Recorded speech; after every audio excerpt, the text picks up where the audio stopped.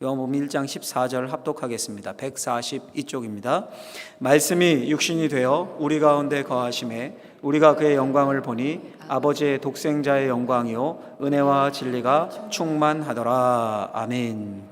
자, 이제 요한복음 12장으로 넘어가겠습니다. 12장 23절에서 33절 말씀까지, 요한복음 12장 23절에서 33절 말씀까지 한 절씩 교독해서 읽도록 하겠습니다. 요한복음 12장 23절부터 33절입니다. 예수께서 대답하여 이르시되 인자가 영광을 얻을 때가 왔도다. 내가 진실로 진실로 너에게 이르노니 한 알의 밀이 땅에 떨어져 죽지 아니하면 한 알 그대로 있고 죽으면 많은 열매를 맺느니라. 자기의 생명을 사랑하는 자는 잃어버릴 것이요 이 세상에서 자기의 생명을 미워하는 자는 영생하도록 보존하리라. 사람이 나를 섬기려면 나를 따르라. 나 있는 곳에 나를 섬기는 자도 거기 있으리니 사람이 나를 섬기면 내 아버지께서 그를 귀히 여기시리라. 지금 내 마음이 괴로우니 무슨 말을 하리요. 아버지여 나를 구원하여 이 때를 면하게 하여 주옵소서. 그러나 내가 이를 위하여 이 때에 왔나이다. 아버지여 아버지 이름을 영광스럽게 하옵소서 하시니 이에 하늘에서 소리가 나서 이르되 내가 이미 영광스럽게 하였고 또다시 영광스럽게 하리라 하시니 곁에 서서 들은 무리는 천둥이 울었다고도 하며 또 어떤 이들은 천사가 그에게 말하였다고도 하니 예수께서 대답하여 이르시되 이 소리가 난 것은 나를 위한 것이 아니요 너희를 위한 것이니라. 이제 이 세상에 대한 심판이 이르렀으니 이 세상의 임금이 쫓겨나리라. 내가 땅에서 들리면 모든 사람을 내게로 이끌겠노라 하시니. 같이 읽겠습니다. 이렇게 말씀하시면 자기가 어떠한 죽음으로 죽을 것을 보이심이로라. 아멘. 이제 장로희 목사님 나오셔서 말씀 선포해 주시겠습니다.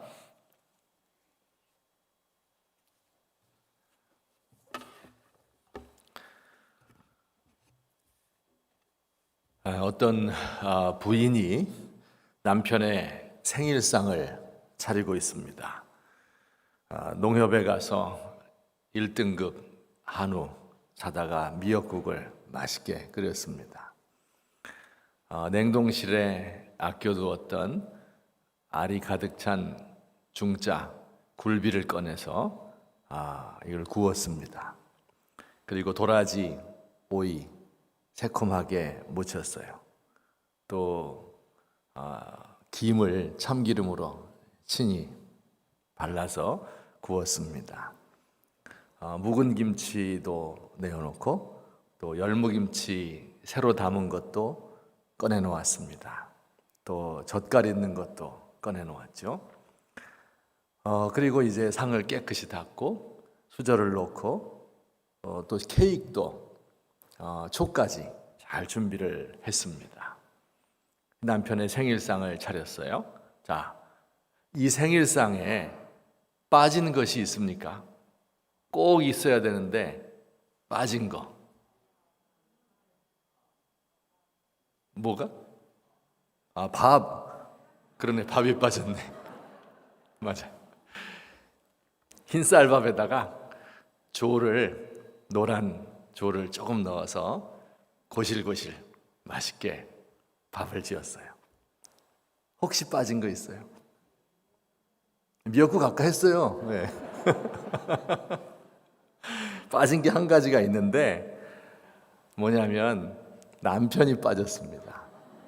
네. 남편이 몇 년 전에 돌아가셨거든요. 그래서 남편 생일날만 되면 이렇게 생일상을 차려서 남편을 추모하고 있습니다. 제가 왜 이 이야기를 드리는가 하면 때때로 우리가 하나님께 예배 드리는 것이 우리의 교회 생활이 이럴 때가 가끔 있는 것 같다, 그런 생각이 들어요. 멋지게 인테리어 새롭게 한 교회에서 새로운 최신식 영상 장비, 음향 장비를 갖추어 놓고 성가대, 찬양단에, 오케스트라에, 밴드에 또 목사님이 박사학위 받아서 멋지게, 유려하게, 감동적으로 설교를 하죠. 성도들은 깨끗한 옷을 입고 정장 차림으로 교회에 나와서 예배를 드리고 감동을 받고 또 봉사를 하고 헌신을 하고 헌금을 드리고 이 모든 일을 다 잘 하는데요. 직분을 받아서 어떤 사람은 집사로, 어떤 사람은 권사로, 어떤 사람은 장로로, 어떤 사람은 교역자로 여기저기서 충실히 섬기고 멋진 예배를 드리는 것 같은데 한 가지가 빠져요. 예수님이 빠졌다. 그럴 때가 있지 않은가 하는 생각이 들었어요. 그래서 제가 이 1일 부흥회 때 예수님을 꼭 소개해드려야 되겠다 마음을 먹은 것입니다. 우리 오늘 요절 말씀 하루 종일 들었으니까 지금쯤 다 외우셨습니까? 같이 한번 외워볼까요? 일단 이거 띄워줬네. 외우려고 그랬는데 한번 외워봅시다. 보지양 한번 띄워주세요. 보고 읽은 다음에 안 보고 또 합시다. 시작. 말씀이 육신이 되어 우리 가운데 거하심에 우리가 그의 영광을 보니 아버지의 독생자의 영광이요 은혜와 진리가 충만하더라. 아멘. 우리 안 보고 한번 해봅시다. 시작. 말씀이 육신이 되어 우리 가운데 거하심에 우리가 그의 영광을 보니 아버지의 독생자의 영광이요 은혜와 진리가 충만하더라. 아멘. 요한복음 1장 14절 말씀입니다. 예수님을 제가 소개하는 시간을 가졌어요. 성육신하신 예수님, 인간의 몸으로 오신 하나님이죠. 하나님의 아들입니다. 우리는 그 예수님을 통해서 하나님을 알 수 있는데 예수님이 우리에게 보여주신 것이 크게 세 가지라고 말씀드렸죠. 아까 읽은 성경 말씀에서 첫 번째, 예수님은 뭐가 가득해요? 은혜가 가득한 분이다. 제가 9시 예배 때 말씀드렸고요. 두 번째는 예수님은 진리가 가득한 분이다 말씀드렸어요. 그리고 마지막 세 번째, 오늘 마지막 시간에는 예수님은 하나님의 영광이 가득한 분이다 하는 것을 말씀드리고 싶습니다. 여러분 이것을 꼭 잊지 마시고 신앙생활 할 때, 기도 생활 할 때 예수님은 이렇게 우리에게 은혜를 베푸시는 분이야. 하나님 나에게 은혜를 주세요. 은혜 받은 사람은 이렇게 겸손하고 이렇게 감사하고 그리고 다른 사람을 위해서 용서하고 나눠주는 삶을 사는데 나도 그렇게 할 수 있도록 해주세요. 예수님이 진리의 왕으로 이 땅에 오셨는데 내가 진리가 아닌 다른 것을 좇지 않도록 도와주십시오. 나의 속물 근성과 그리고 위선 때문에 진리를 질식시키지 않도록 하나님 도와주십시오. 늘 기도할 수 있으면 좋겠습니다. 오늘 마지막 시간 예수님의 영광이 어떤 것인지, 우선 영광이 무엇인지 생각을 해보겠습니다. 영광이란 빛나고 아름다운 영예, 이렇게 사전적인 의미예요. 그 모든 영광의 근원은 하나님이시고요. 그리고 사람들에게도 영광을 나누어 주었습니다. 모든 영광의 근원, 모든 아름다움과 모든 빛나는 것에, 모든 좋은 이름의 출발점은 하나님이겠죠. 그래서 하나님이 홀로 영광을 가지고 계시고 영광 받기에 합당한 분이다, 이렇게 우리가 늘 찬송을 하고 있습니다. 하나님께 영광을 돌립니다, 이런 표현을 쓰지요. 그런데 하나님께서 사람들에게도 영광을 나누어 주셨습니다. 사실은 태어날 때부터 하나님의 영광을 사람의 몸에 그리고 사람의 영혼에 가지고 태어나요. 그래서 사람을 가리켜서 하나님의 형상이다, 이렇게 이야기합니다. 여러분, 새로 태어난, 갓 태어난 아기를 보면 거기에서 하나님의 모습을 볼 수 있는 거예요. 너무 아름다워요. 너무 빛나는 모습입니다. 그렇죠? 자라가면서 때로 그 영광을 잃어버리곤 하지만, 그러나 사랑하는 사람의 속에서, 그리고 존경하는 부모님 영혼 속에서, 혹은 또 심지어 연세가 많아서 늙어가는 사람들 속에서도 하나님의 형상을 우리는 찾아볼 수 있습니다.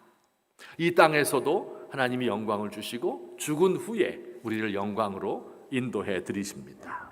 자, 문제가 되는 것은요, 진정한 영광이 있고 가짜 영광이 있다 하는 점이에요.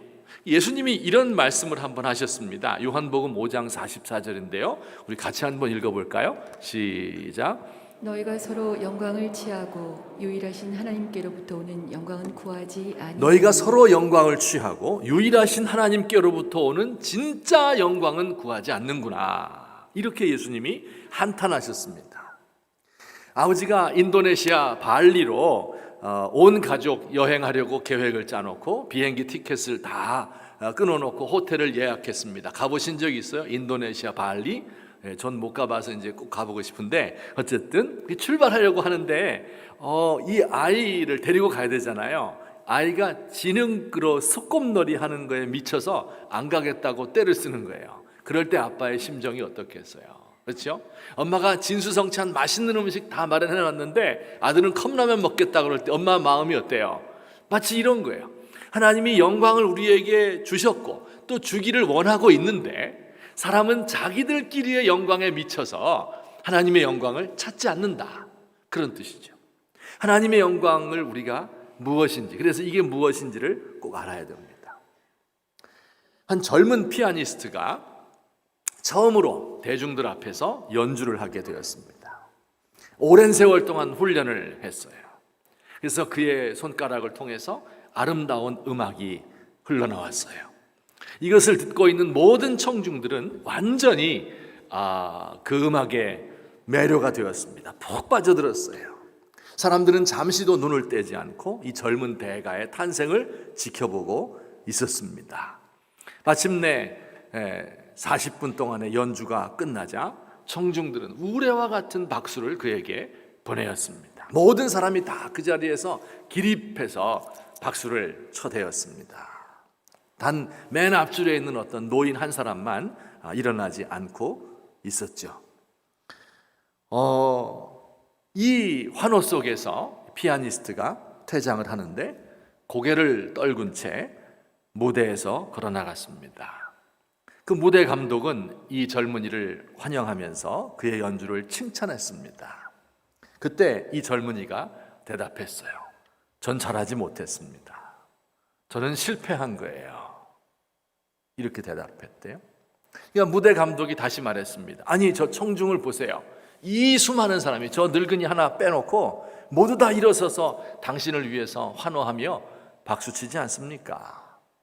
그때 젊은이가 침통하게 대답했습니다. 그렇습니다. 바로 저 노인이 나의 선생님이십니다. 이렇게 대답했대요. 모든 사람이 다 칭찬을 해도 선생님이, 자기를 가장 잘 아는 선생님이 그를 칭찬하지 않으니까 모든 영광을 세상에서 다 받아도 한 분 하나님이 네 영광은 가짜다, 이렇게 말하게 되면 우리의 영광은 거짓 것이 되고 맙니다. 여러분, 우리가 세상에서 가지는 영광은 이런 것이죠. 대학을 갓 졸업한 어떤 젊은 신입사원이 이제 회사에 출근을 했습니다. 그 직장의 부장, 또 이사님, 임원들을 볼 때 얼마나 높아 보이겠어요. 한 20년, 30년 한 직종에서 최선을 다해서 그 자리에 올라간 사람들이죠. 아침밥도 회사에서 먹고 야근을 밥 먹듯이 하면서 노력하고 또 생각하고 연구해서 그 자리에 올라간 거예요. 커리어를 쌓은 겁니다. 그 분야의 전문 지식인이 된 거예요. 신입사원들이 볼 때 어떻습니까? 와, 나는 언제 저 자리에 올라갈 수 있을까 하면서 그를 우러러 봅니다. 그런데 이 임원이 된, 정작 임원이신 그 높은 그분은 어떤 마음을 가지고 있을까요? 얼마 안 있으면 정년입니다. 30년 직장 생활을 마치고 나올 때는 퇴직금 정산하고 책상 위에 있는 개인 물건 정리해서 한 박스 들고 나오면 그걸로 끝입니다. 어제까지 머리를 맞대고 함께 일하던 동료들, 기대를 가지기도 하고 야단도 치던 사람들, 끝나면 회식도 같이 하고 술도 함께 하던 동료들과 다시 만날 일이 없습니다. 내가 앉아있던 그 자리에는 필경 내일이면 다른 사람이 와 앉아서 내가 하던 일을 계속할 것이고 어쩌면 나보다 더 잘할지도 모릅니다. 아무도 나를 기억해 주는 사람이 없어요. 여러분, 이게 사람의 영광이에요. 헛된 것이에요. 영속되지 않는 것입니다. 때론 사람의 영광이 이렇게 헛되다 보니까 서로 잘했다고 말하는 거예요. 기리기 위해서 높은 자리에 앉히고 빛나는 왕관을 씌우고 사강모 박사학위모를 씌우고 박수를 쳐서 그에게 칭찬을 표하고 시와 노래를 짓고 죽은 뒤에는 그의 이름을 추모하고 동상을 세우고 기념비를 만들고 꽃을 바치기도 합니다. 하지만 이런 영광은 잠시 있다가 없어지는 영광, 세상적인 영광, 욕된 영광에 불과합니다. 자, 여러분, 영광스러운 삶이 도대체 뭡니까? 어떻게 하면 그런 삶을 살 수 있습니까? 하는 것이 우리의 질문인 거예요. 오늘 본문에서 성경 말씀에서 예수님은 우리 예수님께서 아버지의 독생자의 영광, 하나님이 주시는 진짜 영광을 가진 분이라고 이야기합니다. 그래서 우리가 이 말씀을 통해서 진짜 영광이 무엇인지, 정말 빛나고 영예스러운 이름이란 어떤 것인지 하는 것을 배우게 되는 것입니다. 그 해설이 우리가 두 번째로 읽었던 요한복음 12장에 진짜 영광, 아버지의 독생자의 영광이 무엇인지 잘 보여주고 있습니다. 우리 12장 23절을 같이 한번 읽어볼까요? 다 같이 시작. 예수께서 대답하여 이르시되 인자가 영광을 얻을 때가 왔다. 네, 이렇게 말하잖아요. 예수님이 말씀하셨어요. 인자가 영광을 얻을 때가 왔다. 진짜 내가 영광이 뭔지 보여줄 때가 왔다. 그리고 내가 영광을 받고 아버지께 영광을 돌릴 때가 왔구나. 내가 진짜 영광이 뭔지 보여줄게. 이렇게 말씀하시고 읽은 말씀의 결론 33절에 가서는 또 이렇게 말씀하십니다. 다 같이 시작. 이렇게 말씀하시면 자기가 어떠한 죽음으로 죽을 것을 보이심이러라. 이해가 되십니까? 내가 지금 진짜 영광을 얻을 때가 왔어. 진짜 영광이 무엇인지를 보여줄게. 그 영광이 뭐라고요? 자기가 어떤 죽음으로 죽을 것을 알려주겠다. 이런 뜻입니다. 십자가의 죽음이 바로 영광의 핵심이다. 그런 뜻입니다. 여러분, 이해가 되지 않아요. 우리 언뜻 생각할 때는 진짜 영예로운 높은 이름이란 어떤 것입니까? 바닷물 위를 걸어가고 보리떡 5개로 5,000명을 먹이고 맹인의 눈을 뜨게 하고 죽은 사람을 살리고, 그러면 그 이름이 높아지잖아요. 그렇죠?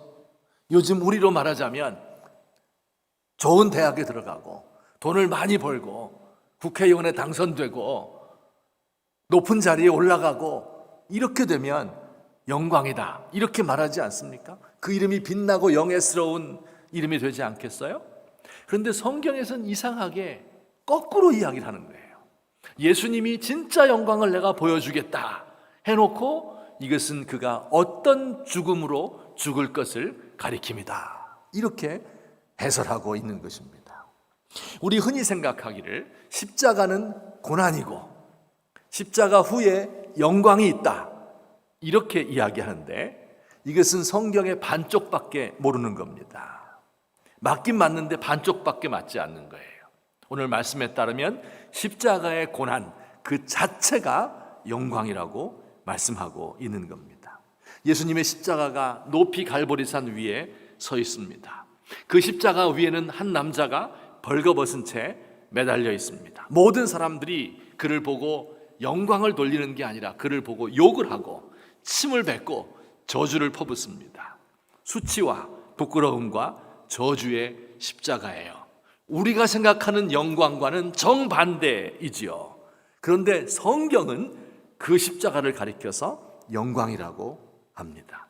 그 십자가에서 아버지의 독생자의 영광이 환하게 빛났고 그의 삶 전체가 영광스러운 삶이었지만 십자가 위에서의 죽음은 그 영광의 절정이었습니다. 아버지는 이를 통해서 영광을 받으셨다, 이렇게 이야기를 해요. 이해할 수 없는 성경 말씀이 아닐 수 없습니다. 그래서 오늘 이 시간에는 도대체 왜 예수님의 죽음이, 십자가의 고통이 영광이다, 이렇게 이야기했을까 하는 것을 살펴보려고 합니다. 몇 가지로 살펴보면 좋겠어요? 2가지. 지금 3시간째 얘기하는데 몇 가지로? 2가지로 살펴보도록 하겠습니다. 첫 번째, 그 이유는요, 저기 써 있네요. 같이 한번 읽어보겠습니다. 시작. 예수님이 십자가에 죽으심으로 많은 사람이 생명을 얻었기 때문이다. 예수님이 십자가에 죽으심으로 많은 사람이 생명을 얻었기 때문이다. 24절 말씀에 잘 아는 구절인데요. 내가 진실로 같이 봅시다. 진실로 진실로 너희에게 이르노니 한 알의 밀이 땅에 떨어져 죽지 아니하면 한 알 그대로 있고 죽으면 많은 열매를 맺느니라. 아멘. 예수님께서 죽으면서 그 죽음 때문에 많은 사람이 생명을 얻기 때문에, 그래서 그 십자가의 죽음이 영광스러운 것이다, 이렇게 설명해 주셨어요. 자, 여러분 혹시 한 몇 년 전에 나온 영화인데요, 국제시장이라는 영화를 보셨습니까? 국제시장. 1950년 12월 23일 흥남부두의 피난민 철수작전, 이 장면이 나오는 것이죠. 국제시장 영화입니다. 혹시 보셨습니까? 한번 손 들어보세요. 보신 분. 혹시 못 보셨으면요, 나는 이 현대적인 인터내셔널 시티인 이 울산에 살면서 왜 이렇게 뒤떨어졌을까 생각하고 오늘 집에 가셔서 꼭 보셨으면 좋겠어요. 국제시장.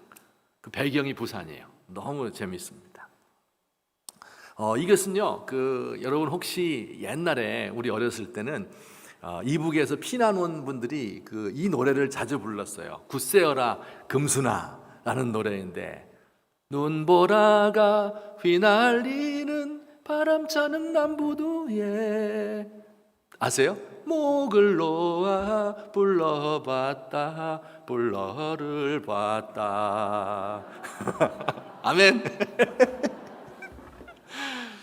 금순아 어디로 가니, 뭐 이런 거예요. 그 노래의 배경이에요. 바람찬 흥남부두에서 있었던 일입니다. 6.25 전쟁 중에 있었던 일인데요, 중공군의 개입으로 전세가 역전됐죠. 중공군이 엄청난 수의 중공군이 인해전술 밀려 들어오자 국군과 유엔군은 전선에서 이제 후퇴할 수밖에 없었습니다. 이 서부 전선에서는 미군 제8군이 평양을 중공군과 북한군에게 내주고 임진강까지 후퇴했어요. 동부 전선에서는 이 원산이 중공군에게 점령당하는 바람에 육로로 후퇴할 수가 없게 되었습니다. 후퇴하다가 다 죽어요. 그래서 동부에 남아있는 이 함경도 쪽에 남아있는 유엔군과 한국군이 군함을 타고 해상으로 철수하라는 명령을 하달받았습니다. 흥남에서 철수할 병력이 약 10만 명 이상이 되었고요, 미군과 또 한국군 합쳐서요, 차량, 탱크, 장비 뭐 이런 것도 1만 7천여 대나 되었습니다. 그래서 이제 이 수송 작전을 해야 되는 거예요. 그래서 우리 해군과 미국 해군이 투입 가능한 모든 함정을 다 흥남부두로 보낸 겁니다. 거기에 다 집결을 하고 또 그 함경도에 있는 모든 군인들과 그리고 한국군과 탱크와 장갑차와 이런 것들도 다 결집을 해 있는 거예요. 12월 31일 눈보라가 몰아치던 때였어요. 이 흥남 항구에 문제가 생겼습니다. 이 유엔군과 국군 철수 소식을 들은 피난민들이 몰려든 거예요. 10만 명이나 되는 피난민이 흥남항으로 몰려왔습니다. 이들을 태우고 갈 수가 없죠. 유엔군 사령부가 피난민을 배에 태울 수 없다, 이 결정을 내렸습니다. 그런데 육군 1군단장이었던 김백일 소장이란 분이 그 철수 작전의 사령관인 미국의 알몬드 장군을 설득했어요. 꼭 이 사람들 데리고 가야 됩니다. 미국이 피난민들을 버리고 가야 된다면 우리 국군이 피난민을 엄호하면서 육로로 후퇴하겠습니다. 다 죽는 길이에요. 그런데 그 길을 택하겠습니다. 김백일 장군이 이야기했습니다. 이 알몬드 장군이 생각을 하다가 그에게 설득이 된 것이죠. 그래서 이 탱크, 장갑차, 뭐 트럭 이런 것들을 다 물에 빠뜨려 버리고, 그리고 대신에 피난민을 태우고 가라고 했습니다. 우린 이 사람들을 놔두고 갈 수 없다. 이 사람들을 모두 구출하도록 하자. 당시에 이 배라고 하는 것, 이 메레디스 빅토리호라는 배인데요, 선원 몇십 명만 탈 수 있고 장비를 태우는 수송선이었습니다. 사람을 태울 수 없는 배예요. 그런데 그 배에 1만 4천 명을 태웠습니다. 그 배의 선장인 라루라고 하는 분이 고민에 빠졌습니다. 바다에는 기류들이 떠 있어요. 그리고 화재의 위험을 안고 있습니다. 이들을 싣고 갈 수 있는 그런 배가 아닌 거예요. 그래서 어떻게 할까 고민을 하고 기도하던 중에 저 사람들을 모두 너의 배에 태워라 하는 주님의 말씀을 들었대요. 그리고 용기를 내어서 사람들을 태우고 항해를 시작하게 되었습니다. 물도 없고 먹을 것도 없고 화장실도 없어요. 그 배에 서서 앉을 자리도 없는 거예요. 전부 서서 3일 동안 항해를 해야 됐습니다. 놀라운 일이 벌어졌는데 그 항해하는 3일 동안에 5명의 어린아이가 태어났어요. 아마 임산부들 먼저 태웠기 때문에 그랬을 것 같아요. 그래서 첫째 아이가 태어났는데 미국 사람들이 그 아이에게 이름을 붙였습니다. 김치원이라고 붙였어요. 두 번째 아이가 태어났는데 아이의 이름을 김치투라고 붙였어요. 세 번째 아이는 이름이 뭘까요? 김치쓰리. 역시 우리 제일교회 식구들은 하나를 가르치면 열을 안 해. 그래서 김치4, 김치5까지 태어나서 잘 살았습니다. 근데 이건 잘 알려지지 않은 사실인데요. 이 배에 타고 있는 사람들이 다수가 기독교인들이었어요. 공산당이 기독교인들 제일 싫어했잖아요. 다시 인공시대가 되면 죽을 것 같았기 때문에 이렇게 목숨을 걸고 남아하려고 한 것입니다. 그들은 나의 갈 길 다 가도록 예수 인도하시니 이 찬송을 함께 부르면서 고통과 두려움을 견디었습니다. 여러분 그 영화에 보시면 그 어떤 젊은 장교가 미군 장군에게 막 열심히 영어로 설득하는 그런 장면을 기억하실지 모르겠습니다. 이 사람이 바로 현봉학이라는 분인데요. 그는 독실한 기독교인이에요. 1944년에 해방 직전에 세브란스 의전을 졸업하고 미국에 있는 버지니아 리치몬드라는 곳에 대학에 가서 수련회를 마치고 귀국을 했습니다. 전쟁이 나자 그는 미군 사령관 민사 담당 고문관 통역병으로 참전을 했습니다. 그가 이 전세를 보니까 후퇴 작전을 해야 되는데 함흥과 흥남이 다시 공산당의 지배 아래 놓이게 되면 기독교인들 다 죽을 것이 뻔합니다. 그래서 그는 모른 채 할 수가 없었어요. 그래서 나중에 그가 자서전에 쓰기를 나는 번민으로 밤을 지새웠고 할 수 있다면 무슨 일이든 다 하겠다고 결심했다. 그리고 그는 그 결심 따라서 장군을 자기 목숨을 내놓고 설득한 것입니다. 이 현봉학은 나중에 이제 사람들이 그를 칭찬했겠죠. 이렇게 많은 사람들, 거의 10만 명 되는 사람을 구출을 했으니까. 그러나 그는 늘 죽을 때까지 죄의식 속에 살았습니다. 왜냐하면 10만 명 피난민 탈출시킨 건 잘했는데 100만 명의 이산 가족을 내가 만들지 않았는가 해서 평생을 괴로워하며 이산 가족 재상봉과 결합을 위해서 일평생 동안 노력한 사람, 이 사람이 현봉학이란 분입니다. 자, 여러분, 이런 일이 우리 역사에 있었어요. 실제로 일어났던 일입니다. 이런 이야기를 들을 때 우리 어떤 생각이 들어요? 많은 사람의 생명을 구하는 것이구나. 그 생명을 구하는 것은 이렇게도 영광스러운 일이구나. 더불어서 많은 사람의 영혼을 구하는 것은 더욱더 영광스러운 일이 아닐 수 없습니다. 자, 여러분, 우리가 평생 동안 해야 될 일이 무엇입니까? 나와 내 가족을 위해서 일하는 것 중요합니다. 그래서 굶어 죽지 않아야 되고 가장으로서 책임을 다해야 되는 것 맞습니다. 결혼을 하고 집안을 세우고 자손을 번성하게 하는 것, 이거 다 중요한 일입니다.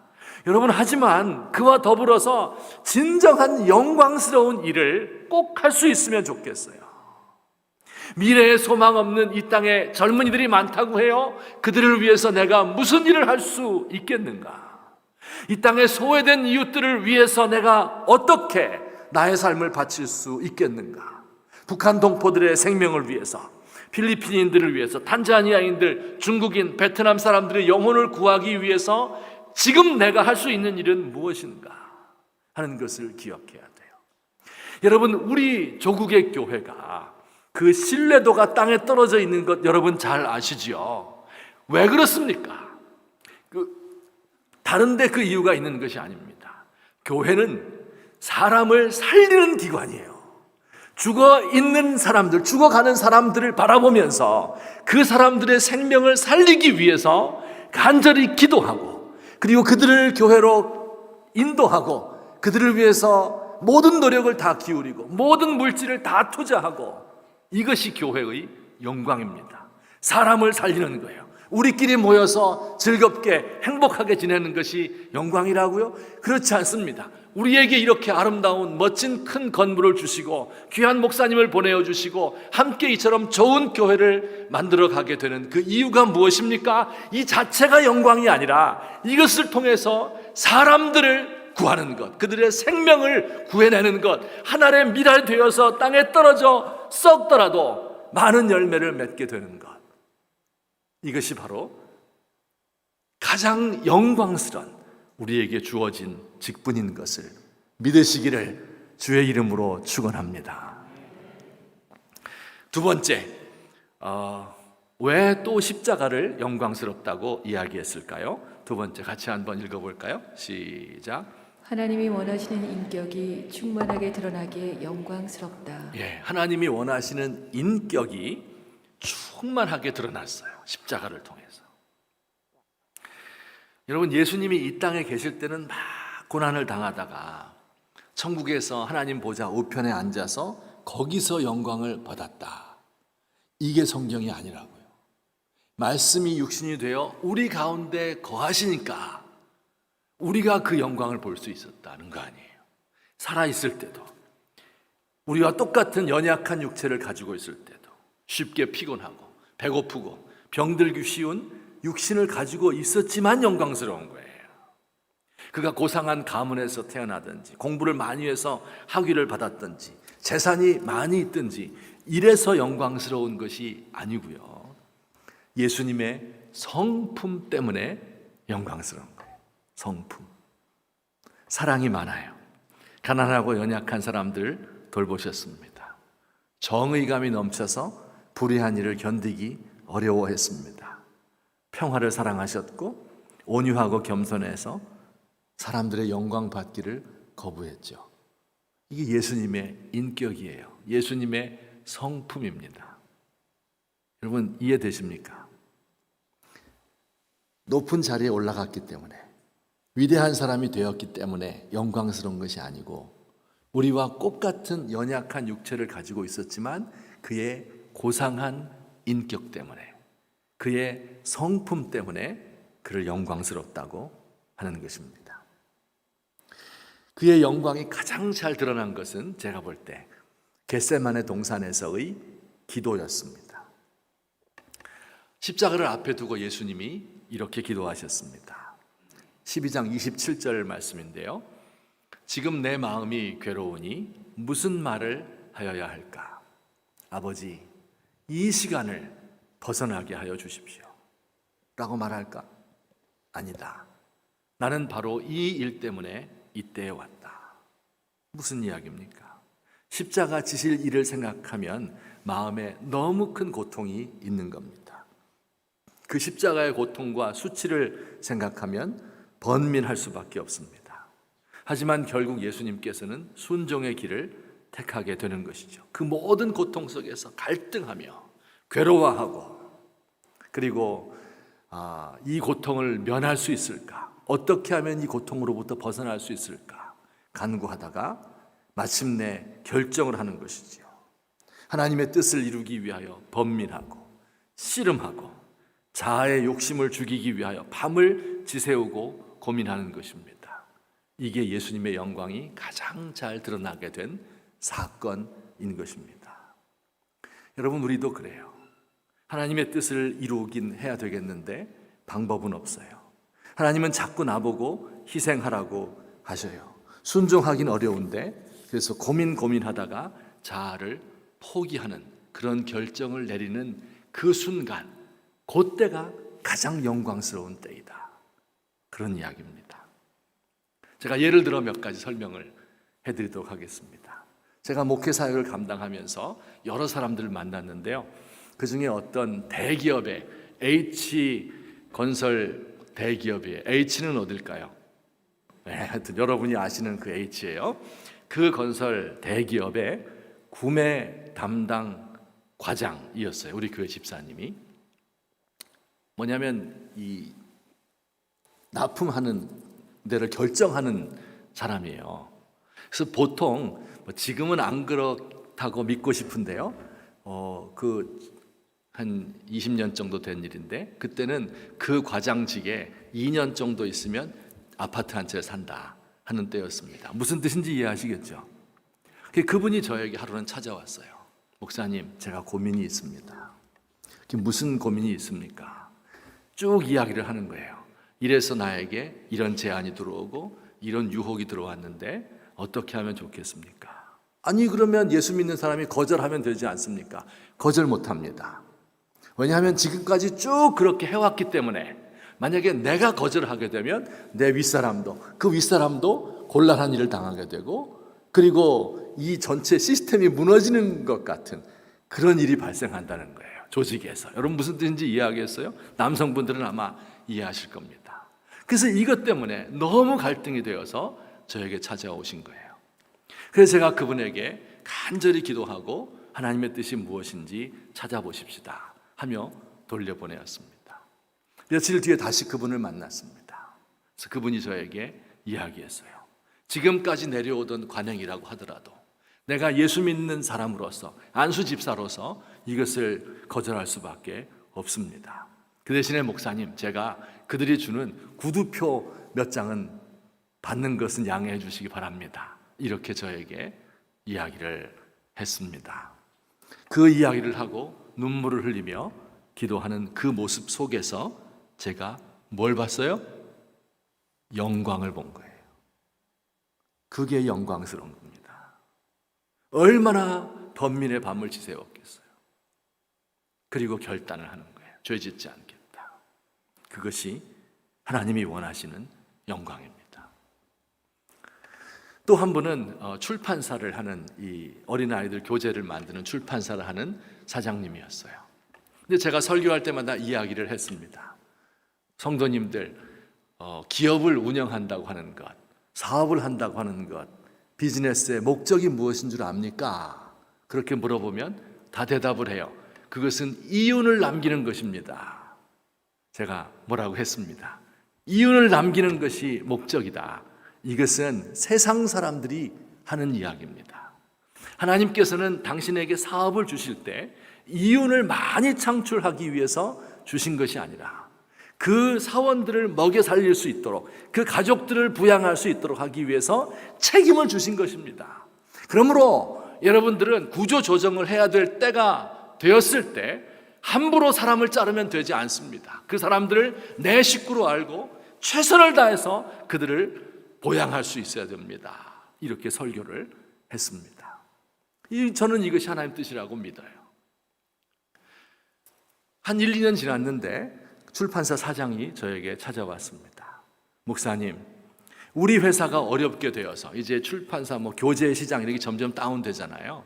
그래서 할 수 없이 인원 감원을 해야 되는데 목사님이 그렇게 설교하시는 바람에 제가 감원을 할 수 없었습니다.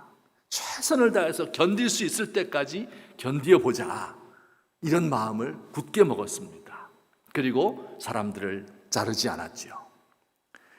도저히 못 견딜 때가 되었는데 하나님께서 나에게 살 길을 주셔서 더 나은 길로 인도해 주셨습니다.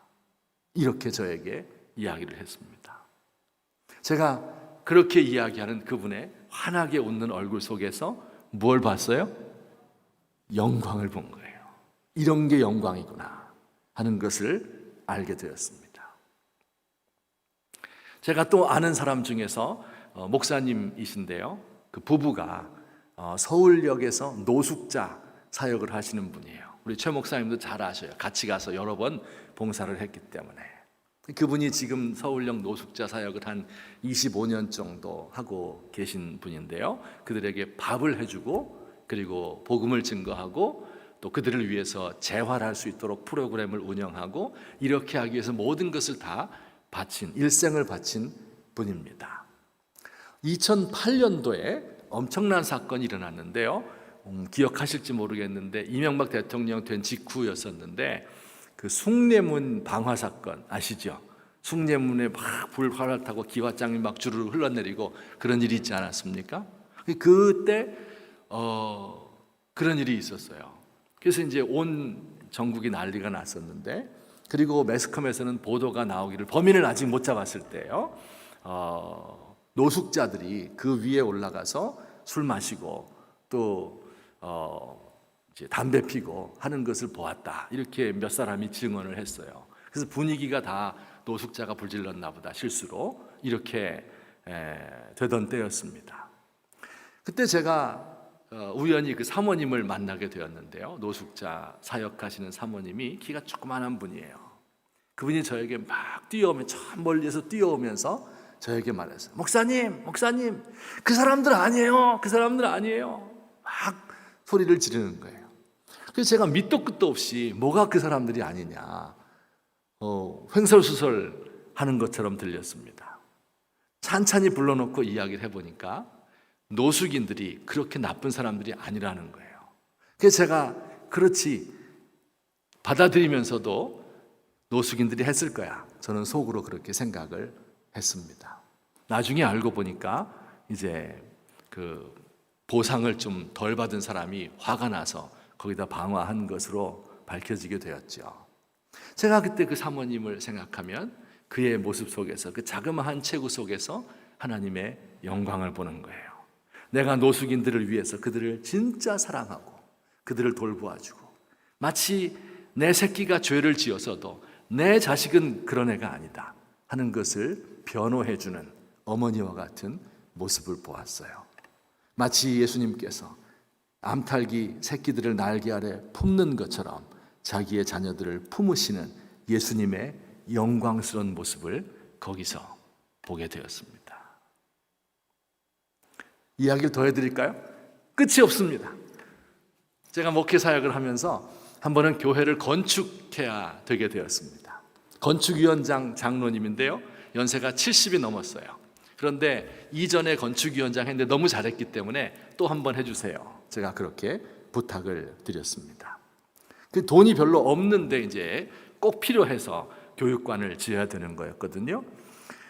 이 재정적으로 굉장히 무리가 왔습니다. 그래서 기소를 놓고 나서는요, 현장 이 밤에 잠자는 야간 경비가 있어야 되잖아요. 누가 훔쳐가면 안 되니까. 이 70 넘으신 장로님이 스티로포를 깔고 거기서 사모님과 함께, 이 권사님과 함께 두 분이서 건축 다 될 때까지 현장 경비를 그가 보셨습니다.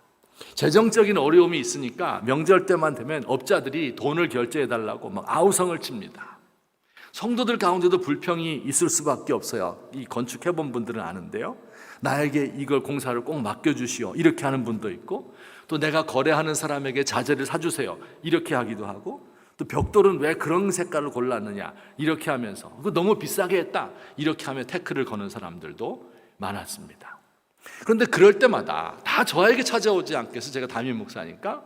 그때마다 그 장로님이 다 막아주었습니다. 그리고 절대 부담을 주지 않았어요. 보통 교회 건축을 하면 담임 목사가 이 모든 책임을 다 지기 때문에, 그래서 은혜가 떨어지게 되고 시험에 드는 일이 많습니다. 그런데 그 장로님께서 모든 짐을 다 지었기 때문에 제가 목회만 충실하게 하면 되었어요. 그래, 한 번은 그 장로님이 하도 욕을 먹는 것이 미안해서 제가 위로의 말씀을 건넸습니다. 장로님, 정말 죄송하고 감사합니다. 제가 먹어야 될 욕을 다 잡수고 계시군요.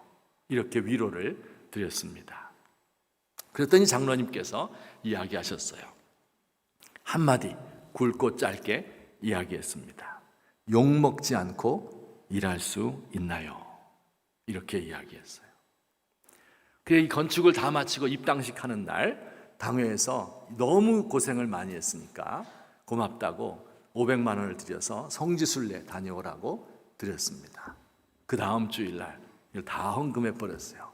내가 이 나이에 무슨 영화를 보겠다고 성지순례를 간단 말입니까? 하며 다 바쳤습니다. 그분의 연세 많으신, 이북에서 피난 나왔기 때문에 공부를 할 수 있는 이런 처지가 아니었습니다. 근데 그분의 그 검게 그을은 얼굴 속에서 제가 뭘 봤어요? 하나님의 영광을 본 겁니다. 한 가지 이야기만 더 해드릴까요? 우리 교회에 출석하는 어떤 집사님이었는데 그분의 직업이 붕어빵 만들어 파는 분입니다. 이 사거리 모퉁이에서 니아가를 갖다 놓고 남의 집에서 전기와 이 물을 끌어다가 여름이나 겨울이나 붕어빵을 만들어 파는 일을 하고 있는 집사님이었습니다. 그분이 뭐 세상에서 뛰어나지 않습니다. 교회에 오게 되면 사람들이 그를 막 반겨줄까요? 우리 방어진 제일교회는 반겨줄 것 같아요. 이 빈부의 차이, 차별 이런 걸 잘 못 느낄 것 같아. 그런데 우리 동네는 안 그랬어요. 별로 알아주지 않습니다. 사람들이 좋아하지도 않아요. 키도 조그만하고 병들어서 고개는 늘 숙이고 있고 옷에서 냄새가 나고 별로 좋아하지 않습니다. 그런데 그분이 늘 교회에 와서 은혜를 받는 것 같아요. 그리고 제가 한 번은 그분을 찾아가서 붕어빵을 사 먹으면서 대화를 할 때가 있었습니다. 그분이 이렇게 이야기를 했습니다. 목사님 말씀에 예수님께서는 아무도 차별하지 않고 그리고 모든 사람을 사랑으로 대하시고 꺼져가는 심지를 끄지 않으신다고 말씀해 주셨어요. 저는 그 말씀을 믿고 그리고 너무 고통스러워서 이 장사하는 것이 때론 너무 수치스러워서 그래서 그만두고 싶은 마음도 많고 삶을 포기하고 싶은 때도 있었는데 그러나 그 말씀을 듣고 제가 힘과 용기를 얻어서 천국을 사모하며 살 수 있게 되었습니다. 이렇게 저에게 고백을 했습니다. 제가 그렇게 말씀하시면서 저에게 붕어빵 한 봉지 건네주시는 그 모습이 얼마나 아름다운지 제가 그때 내가 진짜 목회하길 잘했다. 내가 진짜 하나님 말씀 전하는 사람 되길 잘했다. 성경이 가르쳐주는 진짜 영광이 무엇인지를 말해주길 잘했다 하는 생각이 들어서 하나님께 감사했어요. 저는 사실 목회 생활하면서도 여기 최 목사님 계시지만요, 제가 늘 회의 가운데 있을 때가 많아요. 하나님의 말씀은 이렇게 이야기하는데 성도들에게 아무리 외쳐도 변화되는 것이 없어. 그래서 늘 마음이 괴롭고 어떻게 하면 좋겠는가. 그래 아마 목사님이 이 울산에 한 5년 전에 오셨는데 제 이런 얘기 안 들어서 속이 시원하실 것 같아요. 제가 맨날 그런 얘기 했거든요. 너무 낙심이 되고 하니까. 그런데 여러분, 이런 성도들 한 사람을 만날 때마다 어떤 사람이에요? 하나님의 말씀을 듣고 그 말씀을 순종하면 나는 죽을 것 같아요. 나는 힘들어요. 나는 사람들에게 따돌림 당할 것 같아요. 물질적으로 너무 어려워. 그래서 못할 것 같은데 성경 말씀이니까, 하나님의 뜻이니까, 목사님이 설교 때 그렇게 이야기를 했으니까 내가 그것을 지켜보겠습니다 하며 밤을 지새우고 밤잠을 이루지 못하고 괴로워하며 씨름하면서 어떻게 할까요? 하나님, 지금 내 마음이 괴로운데 무슨 말을 할 수 있겠습니까? 아버지, 이 시간을 좀 벗어날 수 있으면 좋겠습니다. 이렇게 기도할까? 아니다, 나는 바로 이 일 때문에 이때에 오지 않았는가 하며 자신을 내려놓는 결심을 하는 이 사람들, 그리고 하나님의 뜻을 추구하기 위해서 힘들게 결정하고 따라가는 그 인격, 그 성품, 여기에서 하나님의 영광이 빛나는 것을 저는 보게 되었습니다. 우리 사랑하는 성도 여러분, 한국교회의 영광이 땅에 추락했다고 이야기를 합니다. 제가 통계 조사를 보니까 작년 그러니까 2020년 1월 달에 조사를 했는데요, 32%의 사람들이 기독교를 신뢰한대요. 그리고 68% 사람들은 기독교를 신뢰하지 않는답니다. 전국에서요. 그런데 올해 1월 똑같은 때 1년 만에 조사를 해보니까 기독교를 신뢰한다 하는 사람들이 21%입니다. 11%가 떨어진 거예요. 1년 만에. 그 영광이 땅에 떨어진 겁니다. 특별히 믿지 않는 사람들, 그건 이제 믿는 사람까지 다 포함된 거니까 믿지 않는 사람들을 조사해 보니까 믿지 않는 사람들 가운데서 9%만 신뢰한대요, 기독교인을. 그러니 이게 그 영광이 땅에 떨어진 거죠. 그래서 이것을 어떻게 하면 좋은가? 제가 우리 목사님과도 어제 오늘 계속 이야기하는 거예요. 도대체 그러면 우리가 어떻게 이것을 회복할 수 있을 것인가? 어떻게 사람들의 신뢰를 회복할 수 있을 것인가? 우리가 어떻게 과거에 잃어버렸던 하나님의 영광을 회복할 수 있을 것인가 하는 것을 계속해서 이야기할 수밖에 없었습니다. 자, 여러분, 어떻게 하면 한국교회의 영광을 회복할 수 있을까요? 과거처럼 큰 예배당을 지으면 좋을까요? 혹은 회중들을 많이 모으면 되겠습니까? 수백만 명 모이는 대형 집회를 열면 그러면 사람들이 다시 인정해 줄까요? 기독교가 이렇게 한국 사회를 위해서 일을 많이 하고 이렇게 훌륭한 사람들이 있다고 선전하고 광고하면 다시 매스컴이 기독교에 대해서 환호를 보낼 것 같습니까? 좋은 신학자들, 위대한 목회자들이 나와서 유명해지게 되면 그러면 사람들이 다시 교회에 대해서 그 영광을 회복했다고 이야기할 수 있을 것 같습니까? 여러분, 천만의 말씀이에요. 이것이 성경이 가르치는 방식이 아닌 것입니다. 성경에서 진정한 교회의 영광을 회복하는 방식을 가르쳐주고 있는 거예요.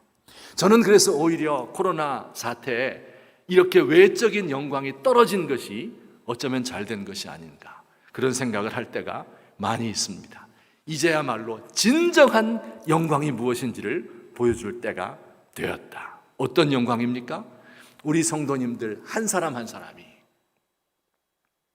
성도님들의 삶 속에서 하나님을 모신 사람들, 그래서 내가 이 일을 하게 되면 나에게 손해가 오고, 이것을 하게 되면 나에게 고통이 오게 되고, 이것을 하게 되면 마치 십자가 지신 예수님처럼 수치를 당하게 될지 모르지만, 그래서 그 일 하기를 두려워하고 주저하고 거부하고 싶지만, 그러나 예수님께서 겟세마네 동산에서 가졌던 그 기도 시간과 같이 내 마음이 괴로우니 내가 무슨 말을 할 수 있겠습니까? 하나님, 이것을 면하였으면 좋겠습니다. 그렇지만 이 때를 위하여 내가 왔습니다 하며 우리 하나님 앞에 고백하고, 그리고 하나님께서 각자의 삶에서 맡겨주신 그 영역에서 최선을 다해서 하나님의 뜻을 이루어 드리는 그 방법, 남의 눈에 드러나지 않습니다. 오른손이 하는 것을 왼손이 모르게 하는 거예요. 그것을 받은 사람만 알 수밖에 없는 이거예요. 그렇지만 그 방식을 통해서 다시 한번 하나님의 교회는 일어서고, 많은 사람들은 여기서 진짜 하나님의 영광을 보는 것입니다. 마지막으로 저희 가정에서 있었던 일 한 가지 이야기하고 설교를 마치도록 하겠습니다. 저희 집이 옛날에는 정말 잘 살았어요. 제가 초등학교 다닐 때니까 지금 뭐 한 50년 전 막 이때 자가용도 있었어요. 사업을 아버지가 잘 해가지고 자가용도 있었습니다. 그러니 뭐 상당히 잘 사는 축에 속했죠. 근데 제가 중학교 3학년 때 목사 되겠다고 결심했다고 아까 이야기 드렸죠. 근데 목사 되겠다고 결심을 한 그때부터 가세가 기울기 시작하는 거예요. 여러분 주의해야 돼요. 목사 되겠다는 결심 막 함부로 하면 안 됩니다. 잘못하면 망하는 수가 있어요. 그래가지고 이제 막 집안이 이제 기울어서 사업을 하는데 이제 실패를 하고, 또 뭐 정말 힘든 일들을, 정말 말할 수 없는 고통을 많이 겪었습니다. 때로는 이제 빚쟁이라고 그러죠. 채무자, 채권자가 우리 집에 와서 집의 반을 차지하고, 갈 데가 없으니까 우리 집에 와서 같이 살기도 하고, 때로는 난방도 되지 않는 이런 데 쫓겨가서 살기도 하고, 뭐 이런 많은 고통을 받았습니다. 그 이제 사업하다 보면 왜 부도난다는 거 있잖아요. 부도 들어보셨어요? 부도난다. 돈을 많이 은행에서 빌려 썼는데 이것을 갚을 길이 없는 거예요. 그렇게 되면 이제 감옥에 가야 되고 뭐 이런 거잖아요. 근데 그때 마침 저희 아버지가 건축위원장을 맡았습니다. 교회를 건축하는 거예요. 근데 교회를 건축하다 그 중간에 부도를 맞게 된 겁니다. 그럼 어떻게 해야 되겠어요? 제가 한 번은 그 교회 건축하는데 뼈대만 이렇게 지어놓고 이제 이 타설을 중간중간 이렇게 해놓은 곳인데, 거기서 건축위원장이신 장로님이신 우리 아버지가 기도를 하는 거예요. 그런데 막 눈물을 흘리면서 기도하는 겁니다. 그래서 제가 그때 너무 충격받았어요. 중학생 때인데 아버지는 저 하늘과 같잖아요. 그런데 아버지도 운다 하는 것을 그때 처음 알았습니다. 여러분, 남자도 울어요. 너무 충격받았습니다. 그 왜 우실까? 잘 몰랐는데 그게 바로 부도나기 전날이에요. 그러니까 이 교회 짓는 이 일은 다 벌려놓고 건축위원장님 책임 맡은 사람이잖아요. 끝내야 되잖아요. 근데 못 끝내고 도망가야 돼요. 도망 안 가면 감옥에 가야 되는 거예요. 그래서 눈물 흘려서 기도하는 그런 모습을 보았습니다. 그때 이제 저희 그 대가족이니까 고모들이 이렇게 피신해 가고 있는 이런 모습 보면서 저에게 이야기를 했어요. 지나가는 말이었겠지만 저에게는 상처가 되었습니다. 야, 너희 아버지 그렇게 교회에 충성하고 모든 재물 다 바치고 집 팔아 바치고 이렇게 하더니 그거 어떻게 된 거냐? 하나님이 그거 그렇게 버려두시느냐? 그 하나님이 영광을 땅에 떨어뜨렸다. 이렇게 이야기했어요. 너희 아버지처럼 믿으려면 안 믿는 게 낫겠다. 그때는 이제 고모들이 신앙이 약했기 때문에, 지금 물론 다 강해졌지만 저도 얼마나 속이 상하고 마음이 아팠는지 몰라요. 내가 알고 있는 하나님은 이런 하나님이 아닌데, 능력이 있는 분인데 왜 이렇게 충성된 당신의 종을 힘들게 하시는 것일까 하는 생각을 가지며 큰 고통 가운데 있었던 기억이 있습니다. 나중에 제가 돌이켜 생각하게 되었습니다. 그 고난의 시기, 그 고통 때문에 우리 온 가정이 구원을 받은 거예요. 온 가정이 성화의 길에 이르게 된 것입니다. 그 십자가의 고통, 그 아픈 고통을 제가 곁에서 보면서 삶이라는 것은 이런 것이구나. 그 고통 속에서 내일 부도가 나지만 이 책임을 완수하고 그리고 그걸 잘 하지 못하게 됐을 때 하나님 앞에 나와서 눈물을 흘리는 그 모습이 진정한 영광스러운 모습이구나 하는 것을 깨닫게 되었습니다.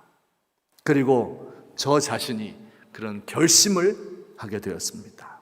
이 세상에서 내가 취할 수 있는 영화, 공부를 잘해서 좋은 학교에 들어가고 돈을 벌게 되고 다른 사람 위에 높은 직분을 가져서 내 밑에 사람들을 부리게 되고 이런 헛된 영광을 취하지 아니하리라. 정말 하나님께서 원하시는 이 땅에서 십자가를 지는, 그 십자가 지는 걸 통해서 사람들을 구원하고 내 인격이 완성이 되고 하나님 앞에서 이 십자가 지는 것 때문에 이 죄를 짓지 않기 위해서 발버둥 치고 그리고 괴로워하는 이 삶이야말로 진짜 내가 이 땅에서 추구해야 될 삶이구나. 그리고 이 모든 것의 끝에 하나님께서 나에게 주시는 그 영광, 진정한 영광을 바라보며 살고 싶다 하는 결심을 하게 된 것입니다. 우리 사랑하는 성도님들, 이 땅에서의 진짜 영광이 무엇인지, 사람들이 서로 헛된 영광을 주고받는 여기에 취하지 마시고 거기에 현혹되지 마시고 이 높은 자리에 올라갔다고 해서 오만해지지 마시고 그렇지 못하다고 해서 분노하고 화내고 억울해하고 그렇게 하실 필요가 없어요. 우리 주님께서 우리에게 보여주신 진짜 영광, 아버지의 독생자의 영광, 이것을 날마다 마음속에 기억하고 그 영광을 추구하시는 저와 여러분 되시기를 예수님의 이름으로 축원합니다.